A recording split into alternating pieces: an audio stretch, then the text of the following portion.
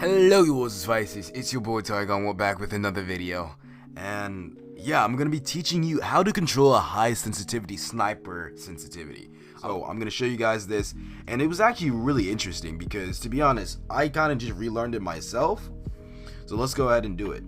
As many people may see or know, I run a pretty or fairly high sniper sensitivity, and one of the reasons, well, I actually have two reasons for that. The first reason is the fact that I just naturally love to run high sensitivities. Any game I play, I like to have it high.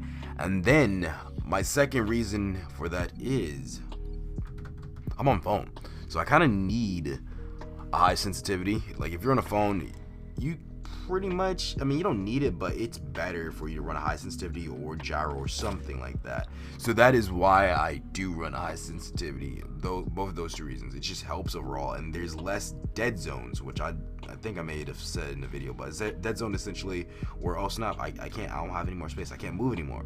But with the high sensitivity, you have less dead zones, and with gyro, you have almost none. However, there's a problem with using high sensitivity. You start to get used to it and you start to use it for everything. That's what you should not do. If you end up doing that, it's weird, but you don't want to use the high sensitivity all the time. You want to play a high sensitivity like a low sensitivity and then use the high sensitivity when you need it. And I just figured that out myself. Like, I figured it out before, but I'd never put it into practice. So for example, for sniping, if you guys will look over here at my settings, you will see that I have a sensitivity of 151, which for most people is a pretty high sniper scope sensitivity already, but then on top of that, adding a speed acceleration of 150, it makes it look kind of crazy to most people. And I had that with gyro, so a lot of the times my video looked like it was going insane when I was playing. But it's pretty easy to control once you get the hang of it. The only thing that is hard about controlling a high sensitivity sniper is hard scoping, which if you play with it long enough, you will be able to hard scope easily. But people are like, you need a low sensitivity so your quick scopes and your shots or whatever, will be accurate. Well, at the very least for quick scopes and flick shots, they're going to be accurate regardless of how low it is or whatever. Like, regardless of how low or high. It's just you have to keep the same play style as you would if you had a low sense. Most people, when they first get into a high sense, are like this. They're like, ooh, I got a high sense, I can do all of this. Someone's over there. Whoa. What? Someone's over there? Whoa. And I mean, of course, you guys saw me actually accurately flick onto that target right there. But the thing is, I've been playing with this sense for a long time. Most people, when they first get a new thing or whatever, they're just going to go over and try to hit that. And you're not going to be able to hit that point blank. It's just not going to happen. So for people to go over there and expect to hit that just kind of messes them up. And like, you know what, I'm not going to try high sensitivity because I can't do it. But you actually might be able to. And one example that, I guess, how should I say, encompasses this very well is Arctic 50 versus DL. Many people think the DL is the best sniper, but the Arctic 50 is miles better. However, they go and get the Arctic 50 and they just spam the mess out of it. I'm like, no, you're not supposed to spam the mess out of the Arctic 50. You want to play the Arctic 50 exactly like the DL. However, you just need to keep in mind, oh snap, I can take another shot. And that's how you use it, because spamming a shot in every situation with a sniper is not the best thing. You got to look for the weaknesses in when they move and then you strike. And the Arctic just gives you that extra shot to hit someone else that comes up. And that is why the Arctic is a better shot than the DL, because they get pretty much the same hit markers. And another thing, if you're getting hit markers with the Arctic or what is this, the Locust, make sure just to stick it out for a week. Some people literally pick it up and put it down. You got to stick with it for a while. But that's a tangent. And let's get back on to the actual topic, which is how to control high sensitivity. So essentially, this is how I'm going to control high sensitivity, right? You really scope in and then you shoot. You don't do anything else. You keep your finger absolutely still. And one way to train you to do this is, here's like a process I like to do when I'm trying to do this. I literally just make my finger dead a little bit. You know how you can play dead? Like, let's say, I don't know, you just drop all the weight out of your body. You can kind of like drop all the feeling out of your finger. Like, oh, my finger's dead. Oh, my finger's dead. That way you're kind of reminding yourself, hey, don't move your finger. Now, having a high sensitivity, you're going to want to be able to mix these perfectly. Now, I think I've been able to do it pretty well, but yeah, I'll show you guys a free-for-all match right after I finish this. But essentially, yeah, you want to essentially mix both of those. But in the beginning, you just want to make your finger dead and then hit the straight shot.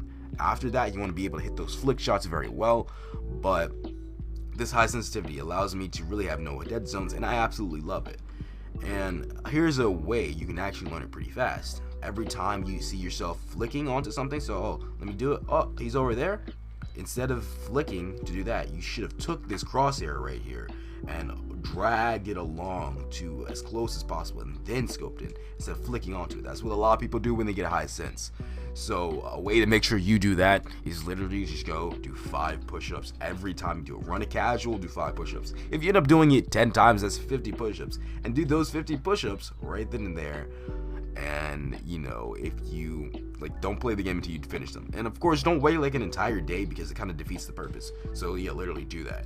And they will add up if you keep on messing up. And if you can do more than 50 push-ups easily at a time, add more or multiply it by more. Just do it anything that you don't want to do, and then you'll learn it. Kind of like, it's almost like shock therapy, but if you have that bad habit. But that essentially is what it is.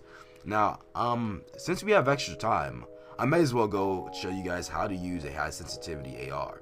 So this is my high sensitivity AR. I used to use a very high, how should I say, ADS speed or ADS firing speed. However, that wasn't good, especially for the ASM10. I lowered it because you can be more accurate at long range. And to be honest, there's like 4 sensitivities you have that can control a ADS or an AR or an SMG. So you don't really need to have everything super high. For example, I used to have my firing sense, which is a sense when I'm firing, super high. But I was like, you know what? You don't really need that. You can have that super low, and it makes you accurate, but still insanely fast. And I will show you guys an example of this as well. So essentially, here's what you want to do to have a very high ADS sense or AR sense, and still, rock with it and still be good. So first thing, as you guys can see, my standard sensitivity is 124. So first, you want to get your standard sensitivity good and comfortable, and that's going to, and if you have speed acceleration or whatever, you're gonna be able to flick onto things crazy fast. So if someone's on there, I got him. Someone's behind me, I got him.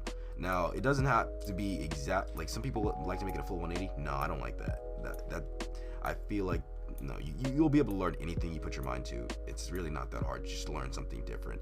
And when I'm in game, I just got on, just got on. So by the time I've warmed up, I'll be able to do a full 180 flick if someone's behind me, and then I'll be able to shoot on them. So I can literally flick from corner to corner. So if I'm watching 2 spots, I go boom, boom, boom, boom. That's what one of the things my ADS sensitivity or my speed acceleration allows me to do very well. Now that's the first thing you want to do. Next thing is you want to have this sensitivity high, because remember, there's first the standard sensitivity, and of course the rotation mode adds a faction to this. But next you have the ADS sensitivity, which is 135, and this is your sensitivity while aimed down sights, right? Then after that, there's another sensitivity for ARs, which is your firing sensitivity, and that is your standard firing sensitivity. So this means when you're not, that's actually low. I might up that. I think I was messing with stuff. I actually like that way hard. But this is just your Hipfire, right? I like my Hipfire to be way faster than that. So essentially, that's just 100 or whatever. I'm probably gonna change it, but that doesn't matter. But anyway, ADS sensitivity is 117. Now this, as you guys will see, is essentially when I'm scoped in. ADS firing sensitivity, this is what it is. So when you aim down sights, the firing sensitivity, you want this to be low. The other 2 values, and of course the Hipfire sensitivity doesn't really matter in talking about this, but the other 2 values are fine.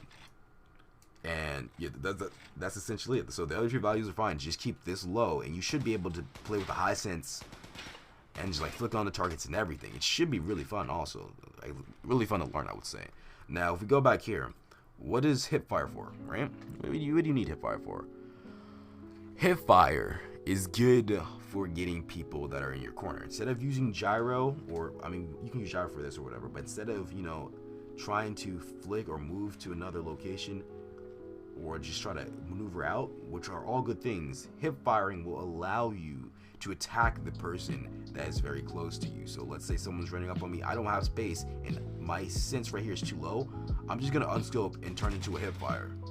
You just gotta make sure to be able to do that very seamlessly and easy. And once you can do that, you'll be good. But yeah, that's basically it. I'm gonna go hop into a few whatchamacallit matches just free for alls to show you guys, because that's going to demonstrate it. I would do a ranked match, but there's really no reason to. Okay, so this is one of my favorite maps, and I did end up doing a few warm-up matches just because when you have a high sensitivity, you want to do a little bit more warm-up matches than the average person. God dang it, a freaking bot killed me with a headshot. But yeah, you're gonna want to do that just because your sensitivity is higher, so you're just gonna have to warm up more. Kind of like how a bodybuilder or whatever is going to have to warm up more, or like not necessarily warm up. Well, yeah, probably they will have to warm up more, but eat more calories overall because you're just using not necessarily more muscles, but it's just higher. It's just more. I didn't explain that well, but essentially what you guys want to do is take the crosshair, place it, most likely place something's gonna be, and then hit the shot. If you see yourself doing any flick shots of any sort, add a tally on a piece of paper or something, and then like right there, that was a flick shot. If I didn't do a flick shot, I probably would hit that. It's just a bad habit. And freaking wreck, you follow me on top of there. Come on, bot. Like, can you guys nerf the bots, please? It's so annoying. Like I'm not scared of a strong bot, so like I actually like strong bots. However, the problem with a strong bot is the fact that it's not how humans play. A human's not gonna track me through a wall before. Like right there, that's a flick shot, 5 points, 5 push-ups. So as you just keep track of it, see how many times I mess up and do a flick shot. Like that was a straight shot. I just plain scoped it. Just make sure to keep it straight. No, I missed that one. Oh, that was a flick. That's what I died. So what? How many did I rack up? I racked up 15, like just in that little bit of time. No, I missed that just because. So just keep it straight. That's all you got to do. And that was a flick, but I hit it. But yeah, just make sure to keep it straight, and that way you'll kind of build the muscle memory not to. And then you're gonna have to almost relearn flicking if you know how to flick, but it'll come back really easy. And then you just gotta incorporate it and bounce back and forth between flicking and keeping it straight. Like right there, I flick so much that I normally would just flick for that shot, and now I'm trying to keep it straight, so it's just really bad. But the more you do this, especially in kill house, it's just gonna make you a better player. You're gonna be able to hit your shots faster, because a flick shot is nice, but at the end of the day, it takes longer than a regular shot. I can't get these last 2 shots off because, you know, I have to for the video, and it's like, nope, the bots, they're just gonna go insane, and so they're not gonna let me hit anything. But there we go. So we finished it, and that's how it looks when you are using a high sensitivity with a sniper. So what you want to do, as I said, literally get the crosshair on them and shoot. Kind of let your finger die, not die, but like kind of let go of the pressure. No, keep the pressure, just don't move any muscles, so you can leave it dead, make it play dead, kind of put all your weight onto it once you lock on. And of course you can make little adjustments, like tiny ones, and you have high sensitivity, so that's gonna be really easy, especially with like a locked on finger. But yeah, everyone in here was a bot, but yeah, just keep on practicing and you will be able to do it pretty easily. Now you just got to break the bad habit of flicking. However, flicking is one of the main reasons you want to use a high sensitivity. So once you break the bad habit, so do this for like a week, then go ahead and practice your flicking. I mean, within it you can go ahead and practice flicking, but just don't do it when you don't need to. And that's one of the things people do. Like even like, for example, another example, when you get the drop shot button, all people like to do is just spam drop shot, which most of the time it's not really needed. The best time to spam a drop shot or to use a drop shot is when you're right in front of someone, because they can't do anything and they can't move. However, if you drop shot too far out, they can see you and you're stuck and you can't move. But that's been the video. If you guys enjoyed, leave a like on the video, and if you want to see more, subscribe. But that's been all. It's your boy Tigon, and we out.